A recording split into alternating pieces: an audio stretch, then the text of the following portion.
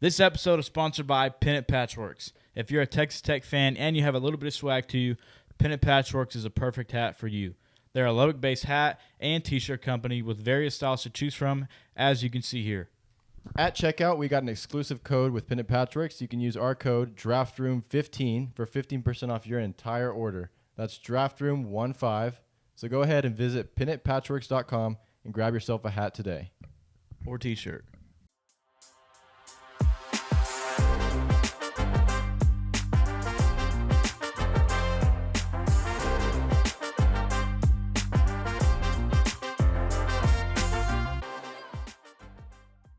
Welcome back, everybody. Today we got another special interview. We have former North Carolina Tar Heel and current Ravens rookie wide receiver Tez Walker.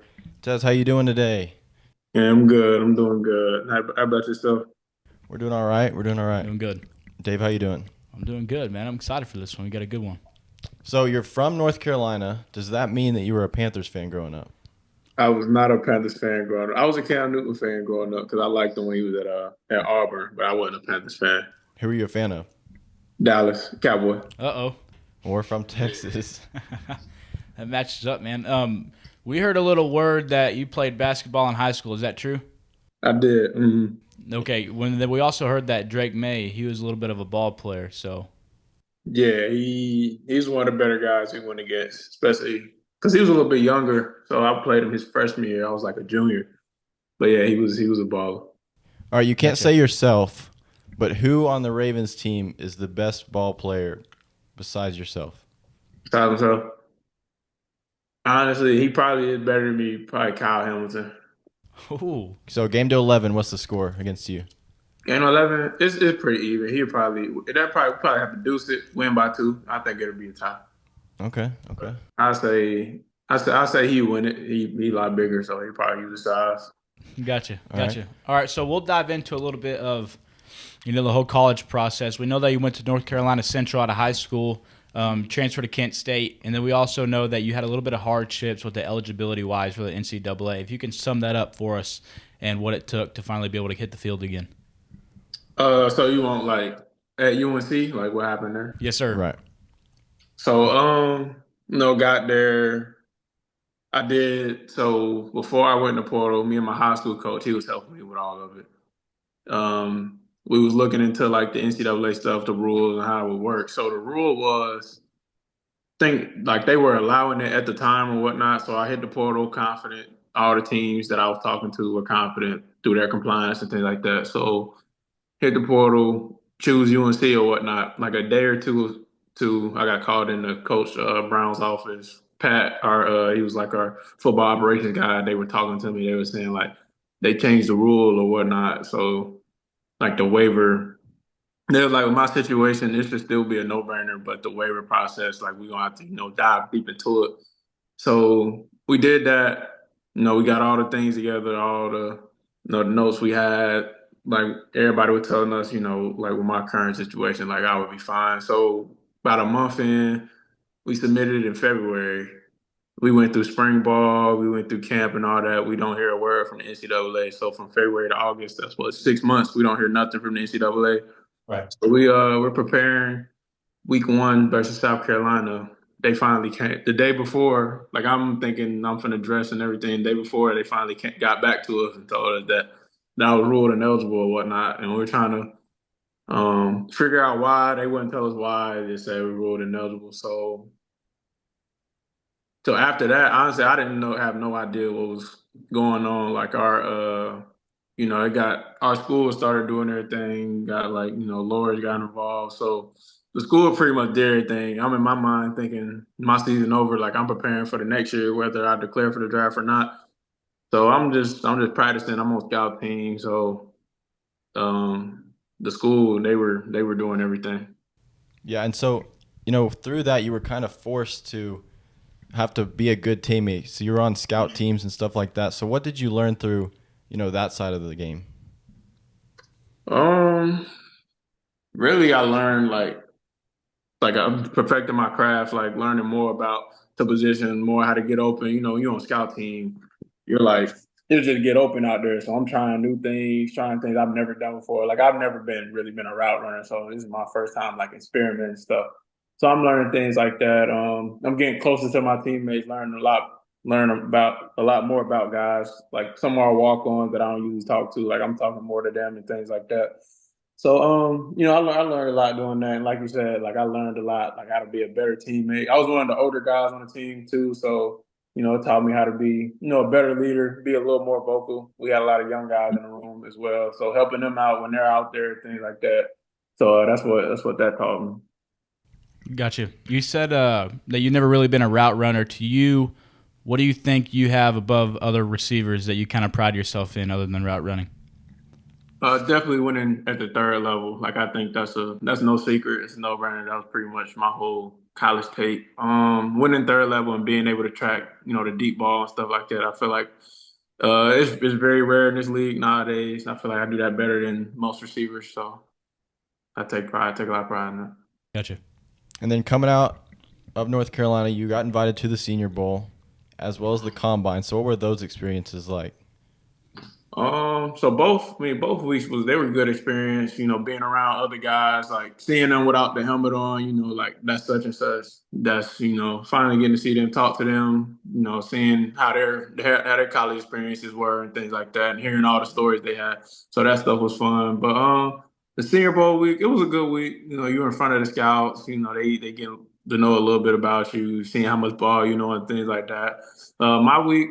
It was okay. It was a little shaky. It got better toward the end, but it was a lot of stuff going on, personal stuff going on that week. But the combine, I enjoyed that a lot. My first real week of rest throughout draft prep, so feel like that's why that went the way it did. But those weeks were real good. Feel like I impressed the scouts a lot on how much ball I knew with the offenses I've been in at Kent and UNC. They said like so the offense we ran at those two schools, a lot of time they say it don't translate. So I feel like I turned a lot of heads with my interviews. So they were good. Got you. Absolutely. And then we know, obviously, you played with Drake May as your quarterback, at North Carolina. And then we also know that Bo Nix was your quarterback in the Senior Bowl. Kind of give us, what it felt like to switch, or was anything that stuck out to you, the differences, or were they both pretty much at the same talent level?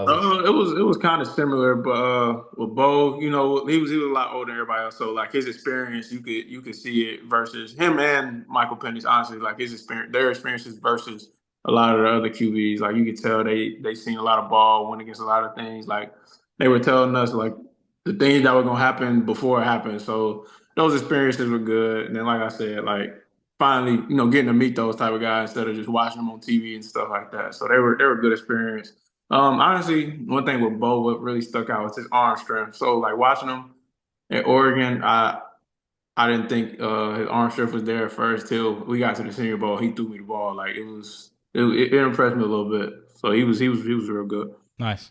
And then fast forward to draft day. You were selected round 4, 113 overall.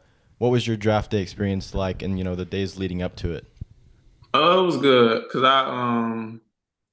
the days leading up to it, it was high anticipation. I was kind of in that pool like that second to like fourth, fifth round pool. Like you know who's gonna go off. Like it was a lot of production up and down the board at receivers. So but I mean it was good. I threw a party on the second day and the third day just in case, you could go either day.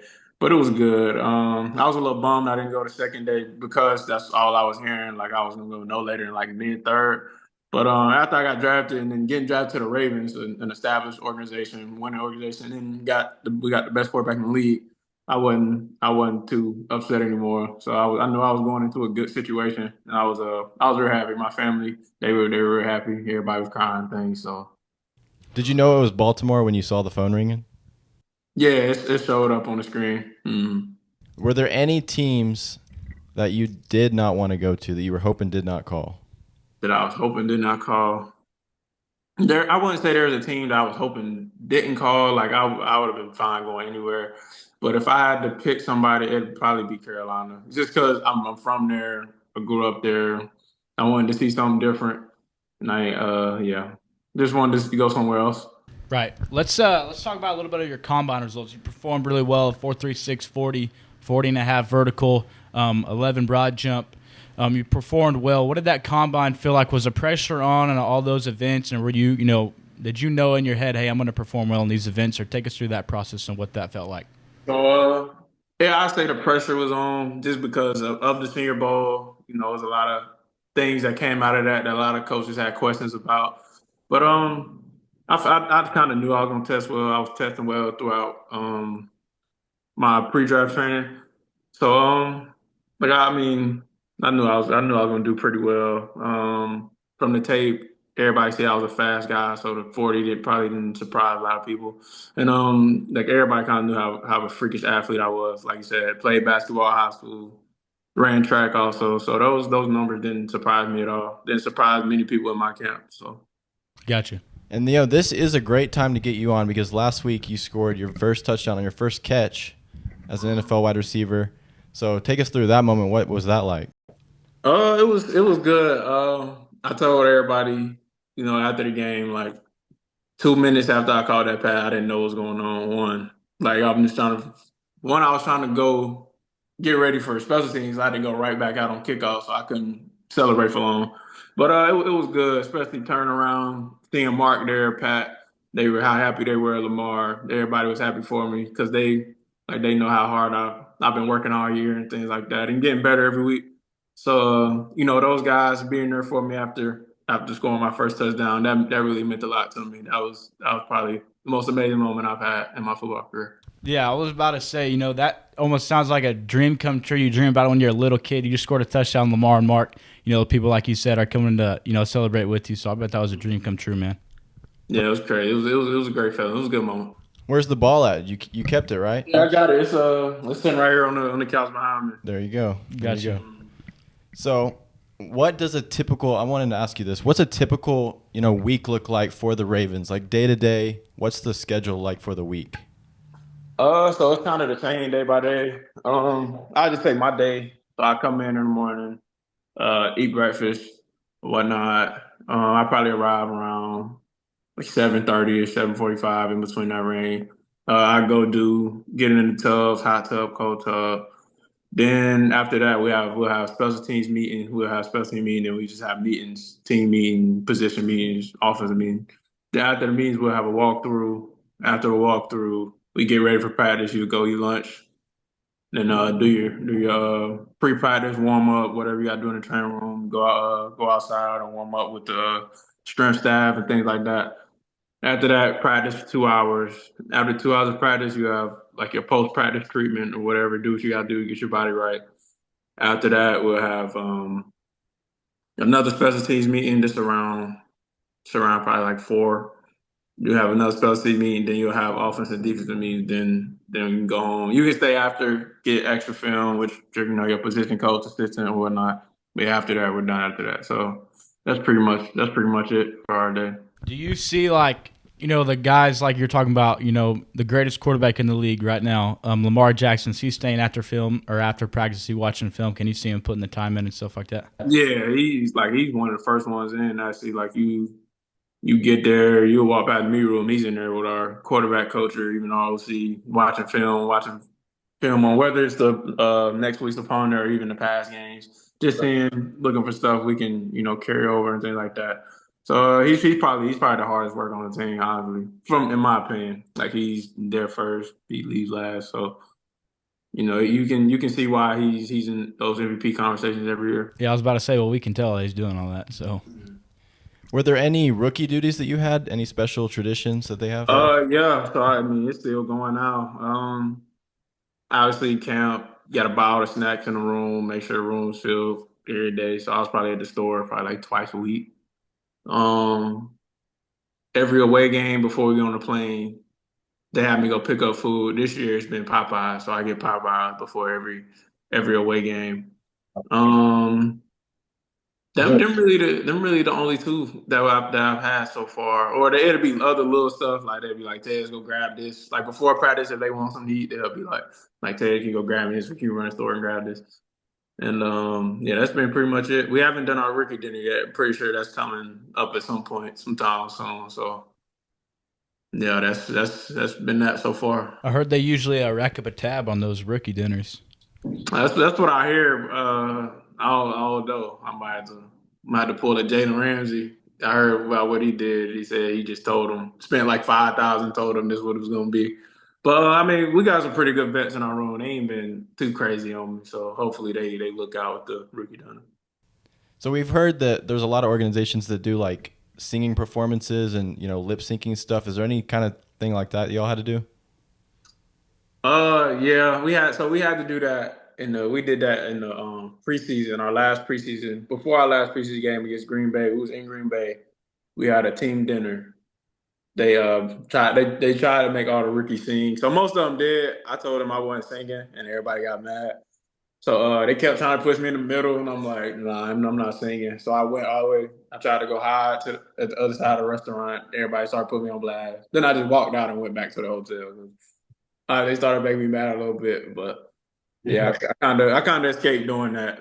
Maybe they forgot, maybe they haven't. I don't know, because they said if I didn't sing, it was gonna be consequences. So I don't know. We'll see. Hey, there hasn't been nothing yet. Nah, there hasn't. Hey, they're gonna take it out on that rookie dinner. Nah, I hope not. I'm still not singing. That's a hill I'm a stand though. So, did you pick 81, or did they just give it to you? I picked 81. Okay, I cool. picked it because so now obviously Justin Tucker got that, so Right. wasn't getting that. And 81 was available, so I wore that in college also. So that was like a no brainer. Absolutely. Did you ever have a welcome to the NFL moment specifically, like when you got there? So my welcome to the NFL moment came before we even started playing. It was a play I had. I went out. I was out there with the ones or whatnot. One offense, one defense. And Roquan, I guess he seen my alignment or whatever, and he was like, um, he said something like "same thing again, Monk." Like Monk ROC, he's like "same thing again, Monk." The rookie gave it away, and I'm just like, what is he talking about? He talking about me? Then I was the only rookie on the field. So he was talking to Trent Simpson, our outside backer. He was like, I guess tell him where the ball was going. As soon as the snap went, Trent sprinted over there. Roquan did his thing, and they basically disrupted the play. So I think that was my welcome to NFL moment. I never really seen anything like that, like because he just constantly was doing it after that. Like I never seen like somebody just know majority of our stuff. So that was my welcome to NFL moment. Yeah, that's crazy. Wow. That's never good when you hear rookies giving it away when you're Yeah. alive. Yeah, it had me like it had my mind everywhere. It had me thinking I was in the wrong spot or somebody. Like I went to the sideline, I looked at our receiver coach, and just like was I in the wrong? He was like, "No, you fine. What you talking about?" And I'm just like he called out our play. Like I thought I did something wrong. So yeah, that threw me off a little bit. Absolutely. And so another thing I wanted to ask you is that Hard Knocks has been in the building this year for the Ravens. Has that been anything special, or have you noticed anything, or they just kind of stay out of the way? They say they do a real good job staying out the way because honestly, I didn't haven't noticed them until you just said something. Like I think I've seen them like one time. Like they was in the corner, like while I was practicing up on the hill, but that's the only time I really seen them. You don't really see them too much, so they do a real good job staying out the way. Got you. One thing we wanted to bring up, I know you probably heard the news, Bill Belichick going to North Carolina. What are your thoughts on that? Do you wish you were still there, or what's going on? Um, I mean, I wouldn't say I wish I was still there. I feel like I did everything I had to do to go, be successful. But I think it's gonna be good for the program. Like obviously, I'm a Mac Brown guy, love him to death. Everybody saw what he's done with that program, kept them relevant. They've had their highs, also had their lows. But I think it's gonna be good. Like he's a guy who's won everywhere. He's won with New England. He's somebody I feel like he can turn that program around. Like I've talked to a couple people from there. It seems like everybody's all in, and that's what you want when somebody comes in. Even the players, like they're excited. All the players that I still communicate with. So I think it's going to be good. Based off the recruits he's been bringing in so far, I really think it's something brewing over there. I think it's going to be real special. Oh yeah, he said. I mean, he said it word for word. It's going to be a pathway to the NFL. So I'm sure they're having big things in the future for sure. Yeah, I think he's going to turn it around. Like I'm excited to see what he do with it. I'm actually training down there in the off season, so I get a chance to meet him. Yeah. And I know you weren't a Panthers fan growing up, but were you a North Carolina fan at all? No, I was not. So I mean, obviously I always see that logo being growing up in North Carolina. So like I knew that was the school to be at down there.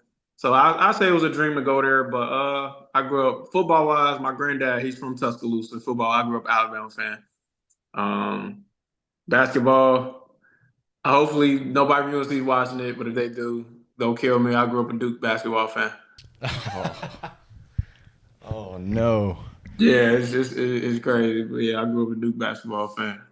Wow. All right. Well, next up, we're going to do this little segment called This or That. And basically, I'm just going to give you two options, and you have to just pick one or the other.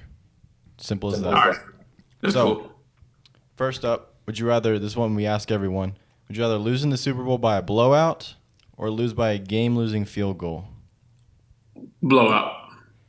See? That's what I'm saying. Everybody's saying field goal, field I feel goal. like, I don't know, like, so me, I've been the type, like, everybody be giving the kickers, letting them have it when they miss stuff like that. I've always been the type, I've always been on their side. And I know how hard that is for them. So I'd be, like, in that moment, he missed a game-winning field goal like that. Like, I already know what's to come with it. So, like, I don't wish that on no kicker. One. Two, it's like, losing like that is just, like, very heartbreaking. I'd definitely rather lose in a blowout, especially when like the team just came out and just played better than you did. So I'd definitely rather blow out. If you weren't an NFL player, would you rather be an NBA player or MLB player? MLB. Why is that? I thought you were a basketball player. I was, but like, no, I take that back. NBA. I think I have a solid career in the NBA. I was gonna say MLB because of the money, but I'm gonna say NBA. I just feel like baseball, I could never sit there and watch it growing up. That's why I never did it. Absolutely. Yeah, it was terrible. Would you rather NBA for sure. Would you rather play on natural grass or turf, or does it not matter to you at all? It don't matter to me now, but I'm gonna say turf. Cause I ran track as well, and turf is like the closest thing to that to me. So like when I'm on turf, like I feel way faster. So I'm gonna say turf. What about Offensive Rookie of the Year or Super Bowl MVP? I'm gonna say Super Bowl MVP. I feel like a lot more people remember Super Bowl MVPs than Rookie of the true. Year. I feel like you can be the Rookie of the Year. You can not have a good career after that. I feel like Super Bowl MVP is gonna always be remembered. Yeah. Okay. What about a primetime night game or a noon game? Which one do you prefer? Noon game, 100%. I can't stand night game. Why is that? So night, it just feel like night game. You get home late, you in traffic late at night, especially if you're away. If you're away, you got to do all that, get on the plane. You gonna not get home till 3, 4 in the morning. Like it sucks. Noon game, you in and out. Is the day after that, so when y'all do play night game, is the day after that real chill? Are y'all even doing anything since y'all got back to late? Most of the time you off unless like how we have coming up, unless you got like a game within the next few days. So if you play Sunday and you got like a Thursday game, you're definitely probably gonna be doing something the next day. Yeah. Would you rather have a clutch touchdown in front of home fans or away fans? That's tough. I love being in front of hostile environments. I'm gonna say home. I'm gonna say home fans. Like that energy you get when you see everybody's arms go up and how loud it gets is it's amazing. But I mean away that ain't too far off though. Like that hearing that silence come from the fans, like it's no other feeling than that either. But I'm gonna say home. Okay. Jordan or LeBron? You want my bias answer? No, I want your real answer. We want the raw truth. LeBron. So what's your bias answer? Gosh. Jordan, he from North Carolina. Yeah. So you think LeBron's taking Jordan in a 1v1? See, we ain't say all that. I just think like the GOAT debate, it's LeBron for sure, hands down. But I feel like it's certain stuff like you can't add that. 1-on-1, I'm going with Jordan, but like be talking about the greatest basketball player ever is LeBron James. Totally thought we were gonna get Jordan from a North Carolina guy. No, I'm gonna go LeBron. All right. Would you rather win one Super Bowl as a starter or multiple as a backup? Multiple as a backup. Oh wow. With those rings. Okay. I feel like multiple as a backup. Okay, so it depends on the situation. Like I'm gonna say most of us are backup because that just says like you're in a real good organization. Let's say that organization winning those most Super Bowls. You're in a real good organization. I'm gonna say your job probably is not on the line because you're in such a good organization. You probably can be a backup, but you have a key role on that team. So I'm gonna definitely say multiple backup. Okay, okay.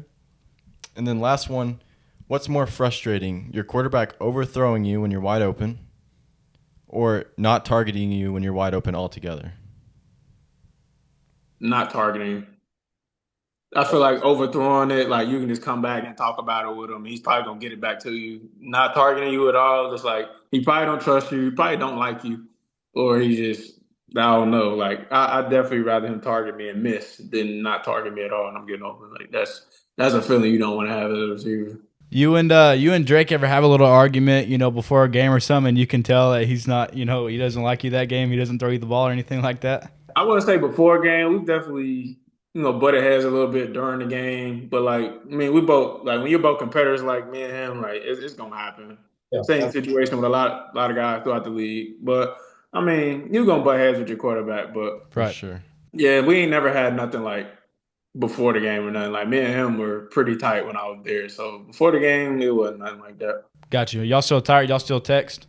Yeah, I probably hit him up every now and then. Like during the season, I try not to, bother him. Last time I talked to him, probably about 3-4 weeks ago. It was after they played Jacksonville in London. So he said he's liking it over there. So After you saw him go 3, were you ever kind of hoping the Patriots called you?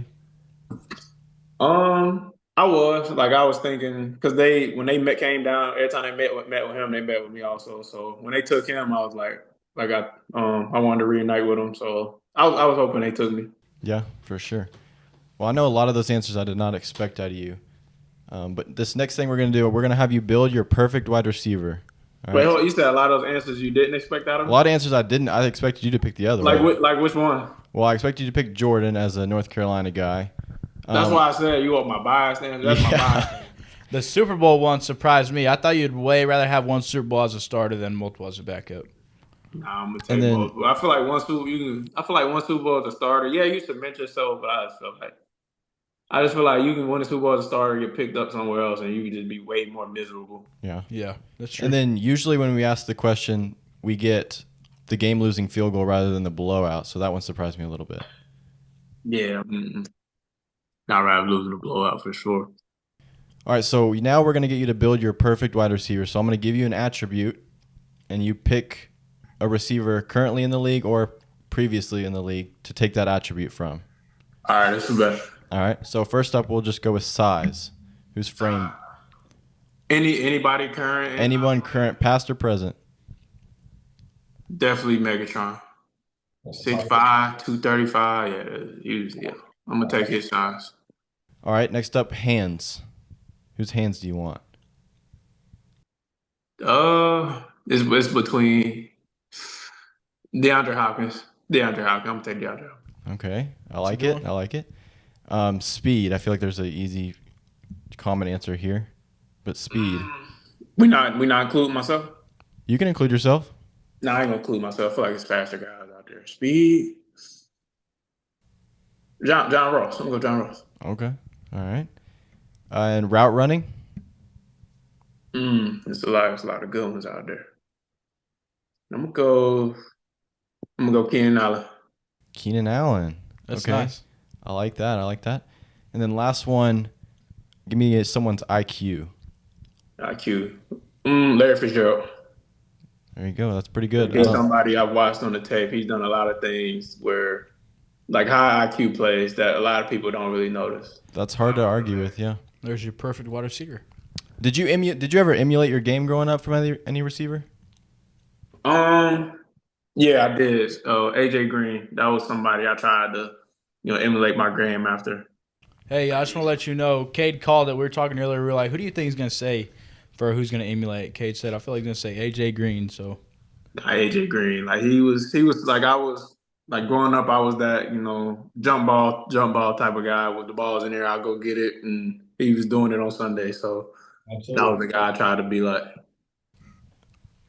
Absolutely. And another thing I wanted to ask you, this year you get to play on Christmas Day. How do you feel about that?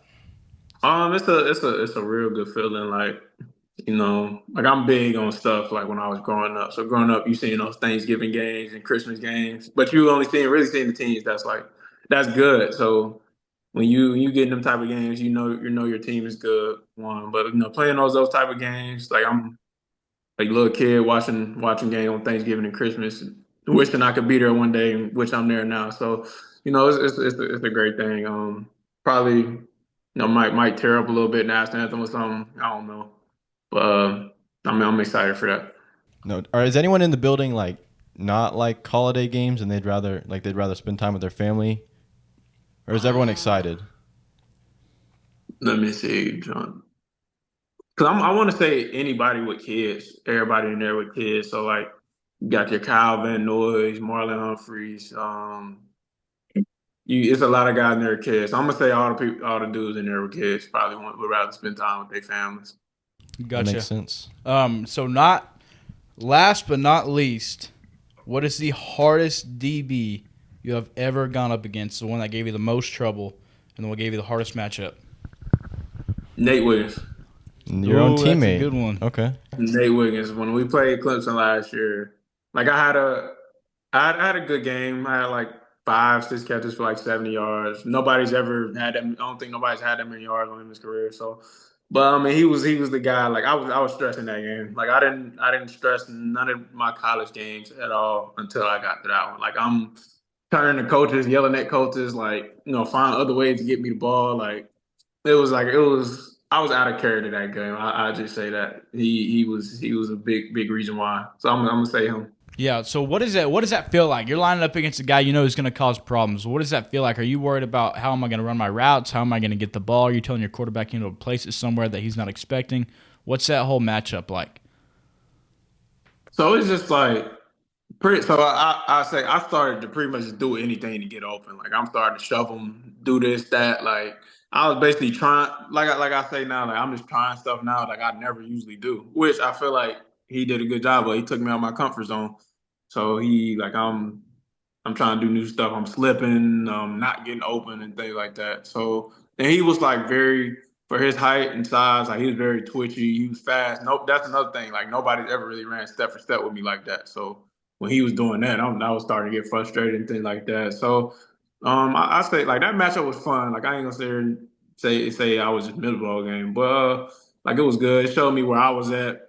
Like I said, like the game wasn't terrible. Like I knew, like that was my reasoning for going to play Power Five to go against dudes like that. So that's why I say he was the hardest guy I've went against. Nice. Well, go ahead and shoot him a text. Tell him to get on the podcast so we can get the other side of things. I want to see what he thinks about you. I'll tell tomorrow. Like we go at it every day now. Like we be talking trash to each other. Yeah, I was about to say, so y'all are practicing together, so y'all are doing one-on-ones pretty often now. Like you got anybody in the facility. Like me and him probably talk the most trash to each other out of anybody in there. So I got one more question before we let you go. So at your combine, you ran a great 40. Nate Wiggins also one of the fastest guys in the draft coming out last year. Who wins in a race between you two? Ooh. Me. I tell him this almost every day. Like he got the start. Like my start's never been like excellent. I gave him the start, but anything like say if we run 100, by the time we get to the 30-yard line, we're even on passing him. Okay. Well there you have it. There we go. I guess we need to hear Nate Wiggins' side of it now. Yeah, no kidding. He gonna lie to y'all, say it's him. It's not. Absolutely, man. Well, Tez, we appreciate you coming on, man. We're real grateful that you took some time out of your day to come on here and join us. Absolutely. I appreciate y'all having me for sure. Any time. Yeah, and somewhere down the line, we might want to have you back on, man. See, what else you've learned, what else you've grown into. That's a bet. I'm one DM away. There you go. Perfect, man. I appreciate you coming on and do me a favor. Don't beat the Giants again. That's my team. But it'll probably be another year or two before we play them again because they're NFC team. But and you ain't going to see them in the playoffs. Hopefully they still in the situation they're in. So we'll try not to go too crazy next time. There you go. Absolutely. Yeah, man. Well, we appreciate you coming on. I appreciate y'all having me. Appreciate y'all. Yes, sir. Absolutely. Y'all have a good rest of y'all night. Yes, sir. You too. All right, guys. That's all we got time for today. We got a lot more where that came from coming up. We got great interviews in the future. Dave, remind them to get their clothes. Get your clothes, draftroompod.com, right? Something like that. Also, Pin It Patchworks, don't forget it. Draft Room 15. That's your code to go in and get 15% off your order. Get you some hats, some shirts, whatever, and then throw in a Draft Room Pod shirt. Show some love. That was a great interview. We need a thumbs up on this video. And also a subscribe because our boy, who? Tez Walker, is up next. Y'all watch. Roll the outro.